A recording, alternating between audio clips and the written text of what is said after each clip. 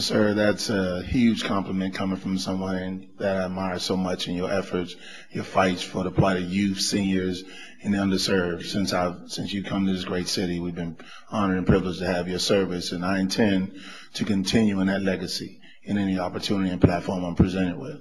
And today, I will submit a written statement, but today this is something so close to the heart.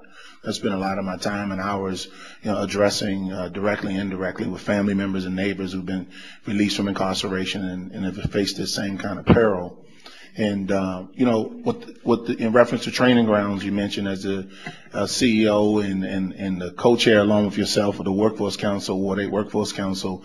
In some of those experiences, I've learned that some of this is about the reluctance based on fears harbored and supported by ignorance.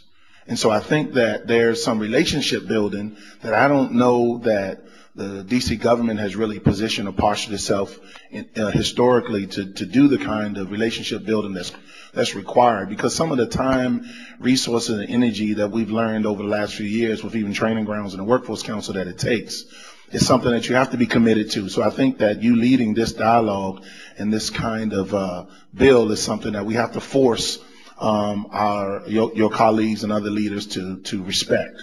I come from a position of understanding and looking at our returning citizens, the emphasis on citizens as a asset and not a liability. I think that this liability mindset that's crept in over the last couple of decades is where we start to have this ignorance and fear allow us to discriminate. It's apparent in legislation and other things around the city. And one of the things, or examples I wanted to point out is that you mentioned some of the creative ideas. Well, one I'll point out, I've had a great relationship with Chris Smith and the William C. Smith Company.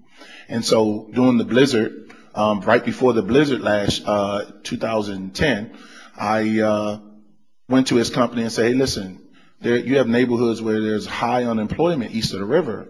And if I can get some of those communities, instead of you hiring the Virginia or Maryland contractors to come and shovel snow, how about you allow me to assemble some of your unemployed residents to do the job?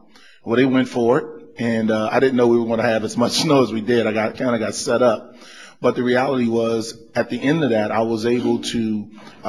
we were able to get over 50 of his residents on those properties employed for that week. And some of them had been unemployed for 5 to up to 10 years, and most of which had a felony history. And the track started there where we built a relationship. Well, now it showed that company a different image of those same individuals. And I think that we're dealing with a public image issue at the same time. Because as sure as I'm sitting here, I know that there's tons of employers who have gotten away with this discrimination and are uncomfortable with this kind of hearing.